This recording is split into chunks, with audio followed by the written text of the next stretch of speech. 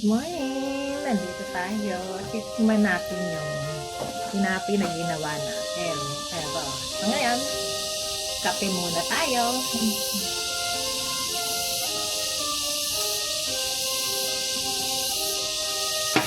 Okay, ito yung ginawa ko. So, tikman natin kung anong verdict nito. Ayan. Ito yan. Parang menudo. O giniling. Ginisang giniling. Ayan. Empanada. Stop.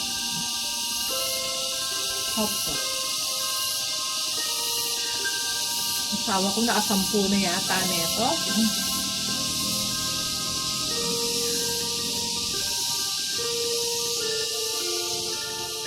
Tapos, ang init. Kabayan ako. Sarap.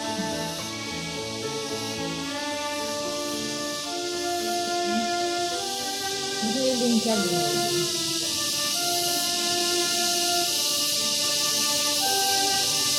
Ito ay almusal ko. May giniling, may carrot, may patatas, tapos salt and pepper, nilagyan ko ng oyster sauce, tomato sauce, a little bit, and tomato paste, konti lang. Yan. Nilagyan ko ng konting oyster, gisa-gisa, nakinilabasan.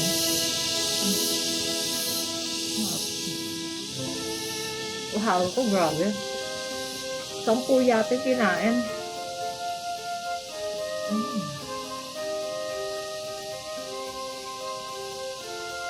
Sa 1 kilong flour na harina, nakagawa ako ng 24 na piraso. Sa 24 na ganito. Pero ito ba? Ginawa akong empanada at saka tinapi na ganito. Kaya wala naman yung sa loob. Kaso kinapos ako ng palaman. So, ang ginawa ko, meron akong corned beef dun sa rep. May 4 na piraso na ganito na if ayaw ng asawa ko, baka maalat daw. Ito ang inupakan mo. Hello. Ay, matawag na ito. Ayan. Plus kape. Kaya tayo.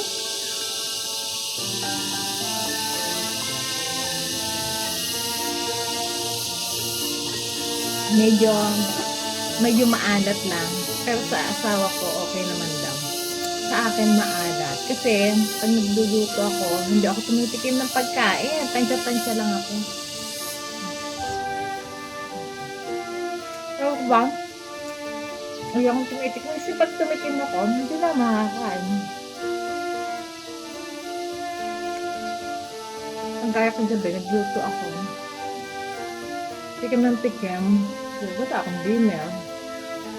Wala akong kumain.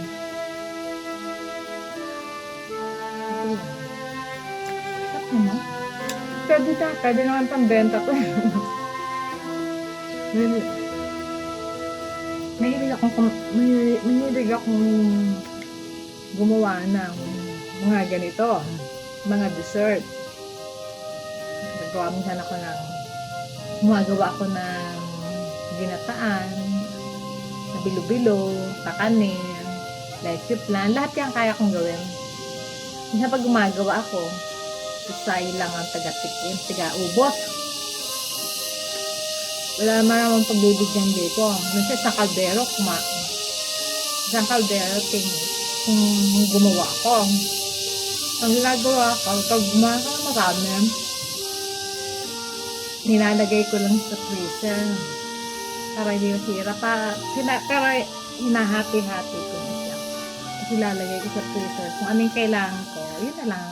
Kinukuha lang sa akin. Kami lang naman ni Sayang kumakain kasi ang asawa ko din minsan hindi naman kumakain ng niluluto.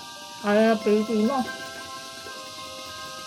So, nangyayari, si Sayang tiga-ubos. Pero ngayon, gumawa ako ng 24 na piraso. Dahil gusto ng asawa ko, hindi na umubos. Kaya ako hanggang dalawa lang naman ako. Ito yung bilis. Dalawang klaseng ginawa.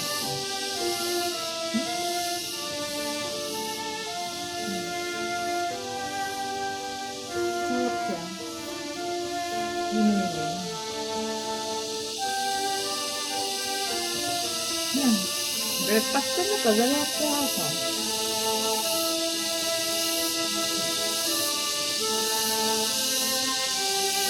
Ito rin na inupakan ng asawa ko.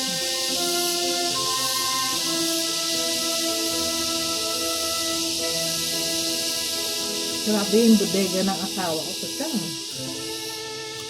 ang ubusin yung 10 piraso. Mga 24 yung ginawa ko. Dinikman niya. Ang makita ko sa taas. Yung tikim niyang yun, nakalima siya. Tikim lang yun.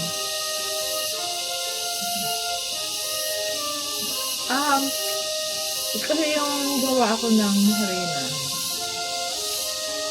Habang pinapaalsa ko yung harina, gumagawa ako ng salaman. Isang kilo, biruin mo, mga 24 yung nagawa ko. Tapos, i-oven mo lang siya. So, in-oven mo to, mga 10 minutes, painitin mo, saka mo siya ilagay. Tapos, pag nag-brown na siya, medyo a little brown, pinahiran ko ng milk with egg, minix yun, sa ibabaw. Yan, para medyo may mapula-pula mo.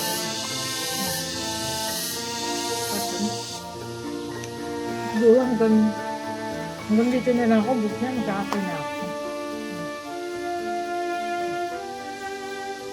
Buhin ko na lang muna. Sarap.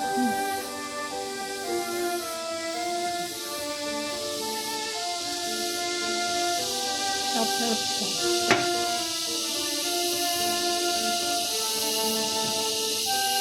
Siguro, hanggang dito na lang tayo. Magkita ulit tayo sa susunod. Bye!